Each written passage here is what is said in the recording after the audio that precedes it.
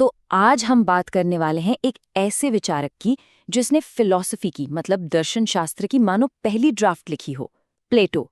अगर कभी ये सोचा है कि आखिर वेस्टर्न फिलॉसफी की जड़ें कहाँ हैं, तो यकीन मानिए सारे रास्ते घूम फिर कर प्लेटो तक ही पहुंचते हैं। और देखिए, यह बात कोई छोटी मोटी नहीं है।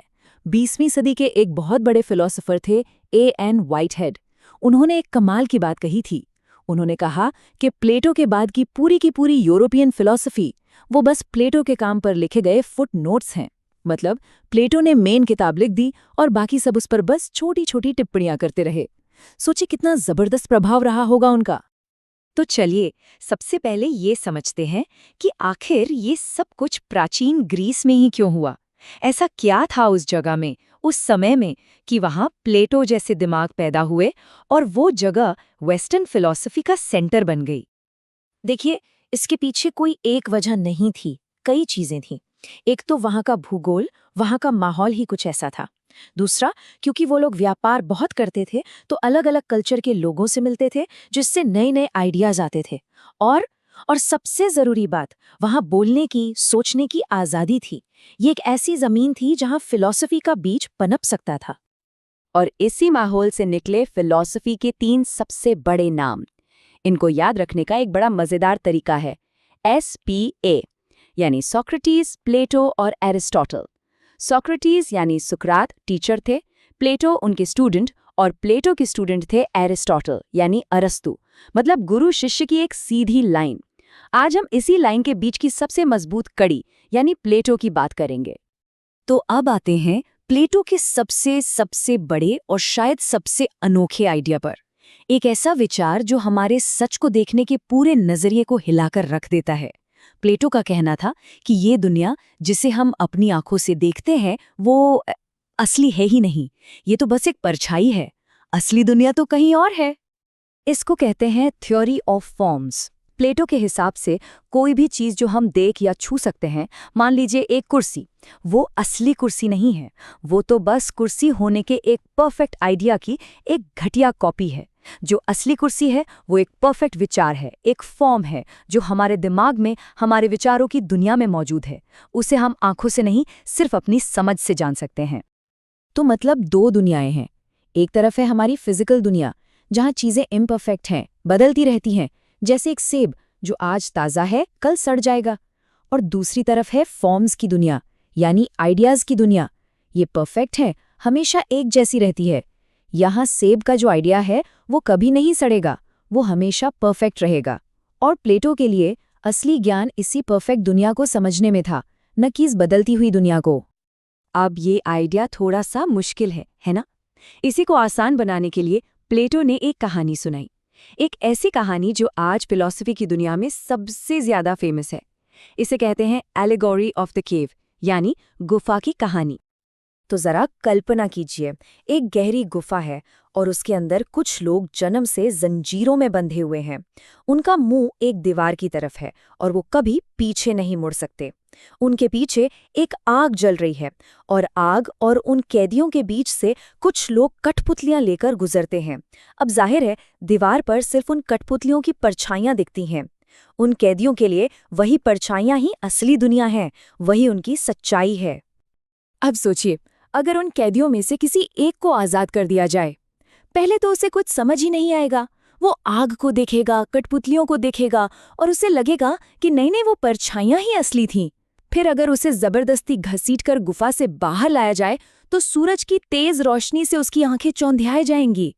लेकिन धीरे धीरे जब उसकी आंखों को आदत पड़ेगी, तब उसे असली दुनिया दिखेगी।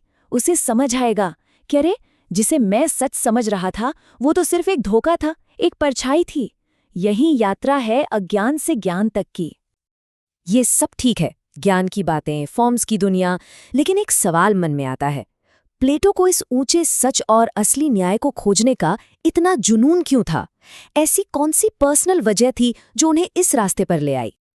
और इसका जवाब एक बहुत ही दुखद घटना में छुपा है। ये घटना थी उनके गुरु, उनके टीचर सोक्रेटिस की मौत। उन्हें अन्याय से फांसी दी गई थी और इस एक घटना ने प्लेटो को अंदर तक हिला दिया।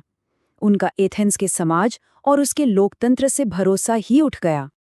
हुआ ये था कि सोक्रेटिस पर इल्जाम लगाया गया कि वो शहर के नौजवानों को सवाल पूछ कर भटका रहे हैं, उनका दिमाग खराब कर रहे हैं। जो मुकदमा चला वो बस नाम का था, सब पहले से तय था। उन्हें मौत की सजा दी गई। उन्हें मौका दिया गया था कि वो शहर छोड़कर चले जाएं, लेकिन सोक्रेटिस ने कहा नहीं, मैं अपने सिद्धांतों के लिए मरना पसंद करूंगा। और इस अन्याय ने प्लेटो को हमेशा के लिए बदल दिया। अपने गुरु के साथ हुए इस अन्याय को देखकर प्लेटो डेमोक्रेसी यानी लोकतंत्र के कट्टर दुश्मन बन गए। उनका ये मानना था कि जब लोगों को हद से ज्यादा आज़ादी मिल जाती है तो समाज में केओस यानी अराजकता फैल जाती है, और फिर उसी अराजकता को खत्म करने के नाम पर कोई तानाशाह सत्ता में आ जाता है। उनके लिए ये एक नेचुरल साइकिल था। तो अगर डेमोक्रेसी इतनी खराब है तो फिर सॉल्यूशन क्या है? इसी सवाल का जवाब देने के लिए प्लेटो ने अपनी सबसे मशहूर किताब लिखी, द रिपब्लिक। इसमें उन्होंने एक आइडियल सोसाइटी, एक परफेक्ट राज्य का पूरा ब्लूप्रिंट तैयार किया। प्लेटो के लिए एक न्याय से भरे राज्य की शुरुआत होती है एक न्यायप्रिय इंसान से। और उनके लिए न्याय का मतलब बड़ा सीधा साधा। हर इंसान को वो काम करना चाहिए जिसके लिए वो बना है, और दूसरे के काम में टांग नहीं अड़ानी चाहिए। समाज को एक बड़ी मशीन की तरह सोचिए, जहां हर पुर्जा बस अपना काम ठीक से कर रहा है। इसी आइडिया को लागू करने के लिए प्लेटो ने समाज को 3 हिस्सों में बांटा। सबसे ऊपर, सबसे टॉप पर होंगे फिलोसोफर किंग्स यानी दार्शनिक राजा, वो जो ज्ञान से, अपनी बुद्धि से राज करेंगे। उनके नीचे होंगे सैनिक, जो हिम्मत और साहस से राज्य की रक्षा करेंगे। और सबसे नीचे होंगे व्यापारी और मजदूर, जो अपनी इच्छाओं और ज़रूरतों को पूरा करने का काम करेंगे, लेकिन संयम के साथ। और इन तीनों को एक साथ बांध कर रखने वाला चौथा और सबसे बड़ा गुण है जस्टिस यानी न्याय। न्याय ही वो चीज़ है जो समाज में हार्मनी यानी तालमेल बनाती है। जब हर क्लास, हर इंसान सिर्फ अपना काम करे और सही तरीके से करे, तो समाज अपने आप ही न्यायपूर्ण हो जाता है। यही था प्लेटो का परफेक्ट समाज।